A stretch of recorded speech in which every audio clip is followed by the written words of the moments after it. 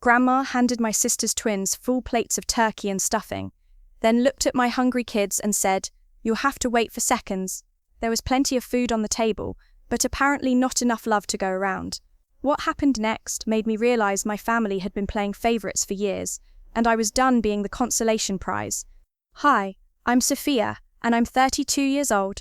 I'm a single mum of 2 beautiful kids, Jake, 8, and Mia, 6. I work as a pharmacy technician and do everything I can to give my children a good life. I wasn't rich or glamorous, but I had something they didn't expect, a mama bear instinct and a backbone made of steel. My older sister Lauren was always the golden child, married young to a lawyer, had twin boys, lived in the suburbs. I was the one who struggled, divorced at 28, working 2 jobs, raising kids alone. In my family's eyes, Lauren's success made her children more deserving of everything. I thought family meant unconditional love for all the grandkids. I thought being a good mother meant more than having a rich husband. I was about to prove them wrong. If your family has ever played favorites with your children, subscribe right now and tell me in the comments where you're watching from. Every kid deserves to feel loved and valued, and I want to hear your story too. That Thanksgiving morning started like every other holiday. Jake and Mia were excited to see their cousins and grandparents. We drove to Mum's house with homemade green bean casserole and pumpkin pie, my contribution to the feast. Lauren and her husband Marcus were already there with Connor and Chase, their twin boys. The house smelled like roasted turkey and cranberry sauce. Everything looked perfect on the surface. But when Mum started serving dinner, the ugly truth came out. "Connor, Chase, come get your plates first," Grandma announced, piling their dishes high with turkey, mashed potatoes, and all the fixings. The portions were huge, more than any 7-year-old could eat. Jake and Mia stepped forward, hopefully, their empty plates in their small hands. "Hold on, sweeties," Grandma said, putting her hand out to stop them. "Let your cousins get settled first. There might be enough for seconds later." I felt my stomach twist.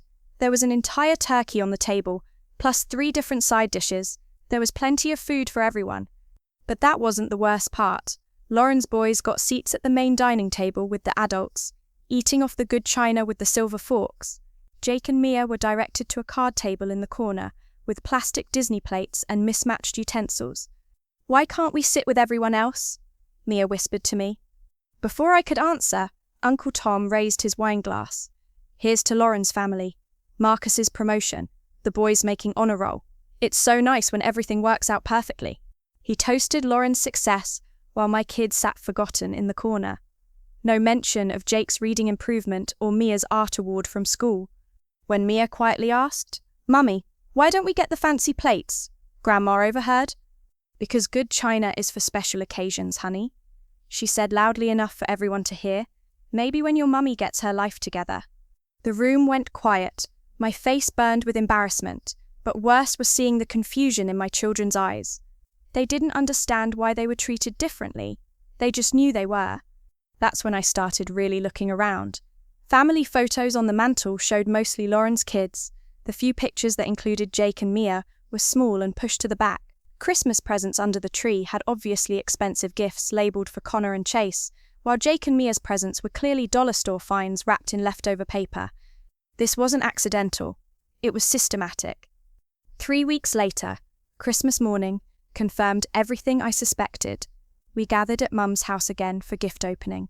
Lauren's twins received iPads, expensive Lego sets, and brand name clothes. The pile of gifts for each of them reached almost to my waist.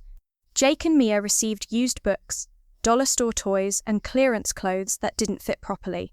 When Jake's plastic toy car broke within an hour, Dad just shrugged. "That's what you get for being careless," he said. But when Connor's iPad screen protector started peeling, Grandma immediately pulled out her phone. "Don't worry, sweetie, I'll order a replacement right now." I watched my kids try to hide their disappointment. Jake quietly put his broken toy in the corner. Mia played with her dollar store doll, but kept looking at her cousin's expensive toys. The pattern continued getting worse. For Connor and Chase's 8th birthday party, the entire extended family was invited to an expensive indoor play center. 20 relatives showed up for pizza, games, and cake. Jake and Mia weren't invited. When I called Mum to ask why, she had an excuse ready. Lauren wanted to keep it small, just immediate family. But the Facebook photos told a different story.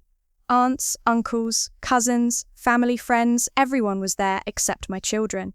The comments were full of "what a wonderful celebration" and "such lucky boys." The final insult came when Mum called demanding I babysit Connor and Chase for Lauren's weekend getaway. "You're not doing anything important anyway," she said dismissively. "Actually, I plan to take Jake and Mia to the zoo this weekend." Mum scoffed. "The zoo will always be there, Sophia. Family obligations come first. Lauren needs this break." So I cancelled my plans with my own children to watch my nephews. Jake and Mia spent the weekend at home while I took their cousins to the park, bought them ice cream, and listened to them talk about all the places they'd been that my kids never got to see. Each incident cut deeper. I started watching how my children changed around family. Jake stopped asking to sit with his cousins at dinners. Mia stopped showing Grandma her artwork because it never got the praise her cousins' projects received. They were learning they weren't worth as much as Connor and Chase, and I was letting it happen. What my family didn't know was that I'd been building something while they were tearing my kids down, a network of people who actually valued us. At the pharmacy where I worked, my supervisor noticed my dedication.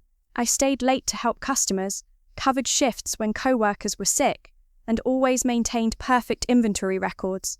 When the company decided to give out Employee of the Year awards, she nominated me.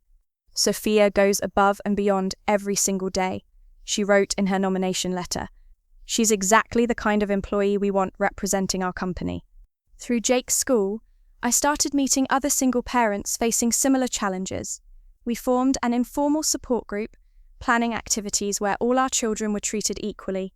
Maria, another mum, became my closest friend. "Girl, your family is teaching your kids they're not worth loving," she told me bluntly one afternoon. "That's not family, that's emotional abuse."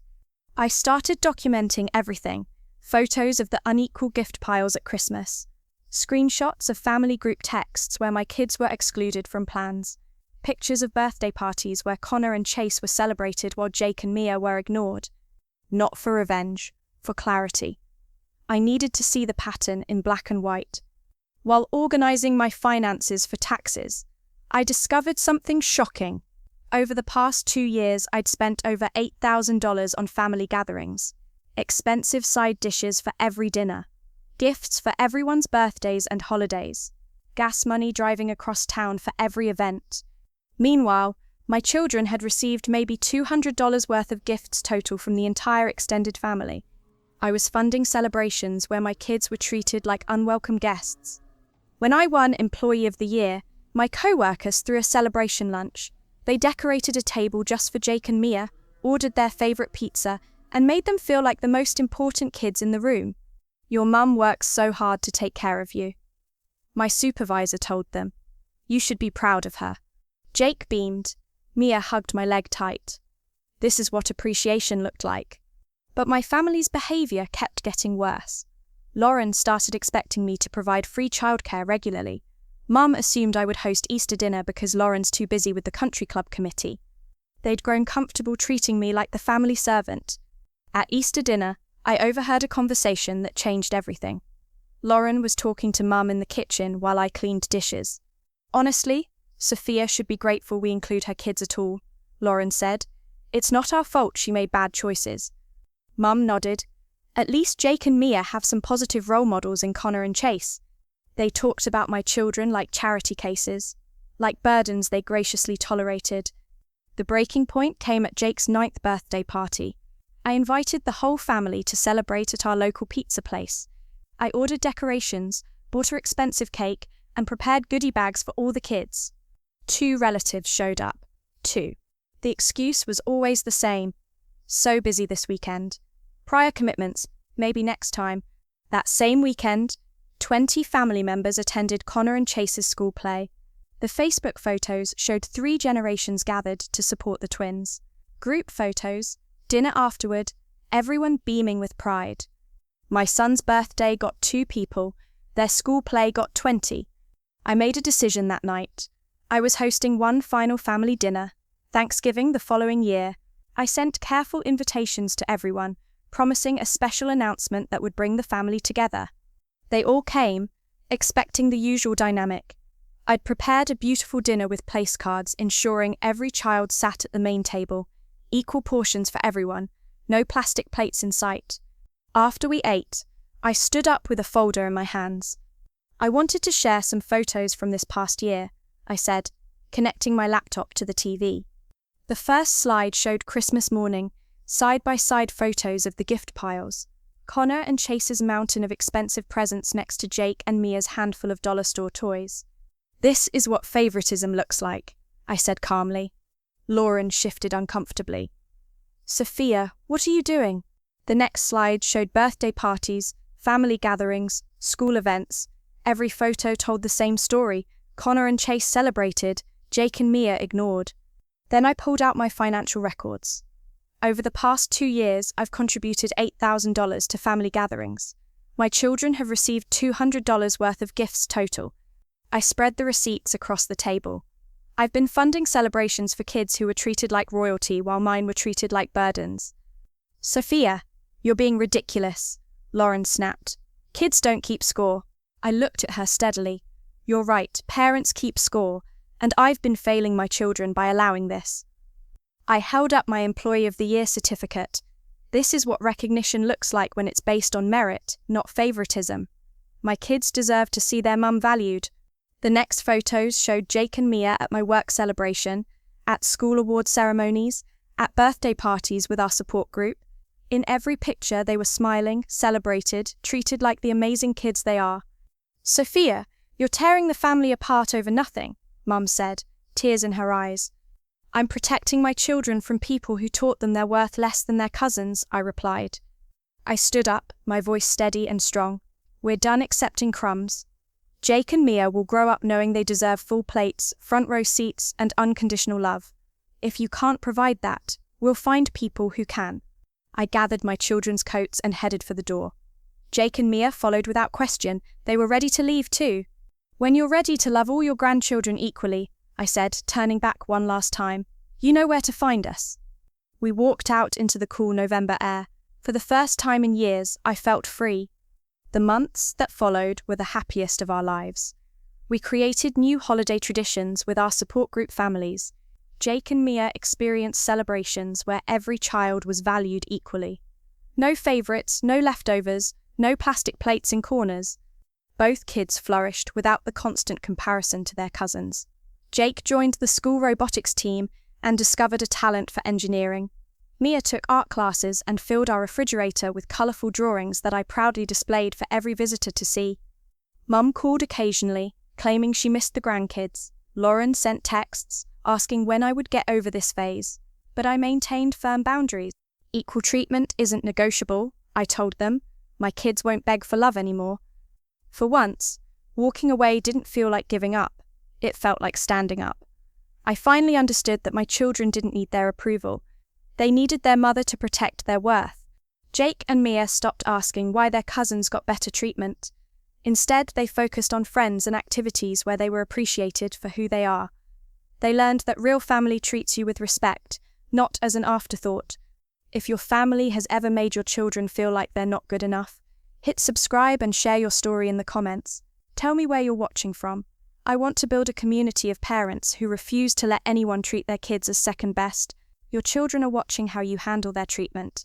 Sometimes the most loving thing you can do is walk away from people who can't see their worth. Every child deserves to feel valued. Don't let anyone convince you otherwise. I'll see you in the next video. Right now, you can see 2 more videos on your screen. Don't miss them. Both carry stories that will stay with you.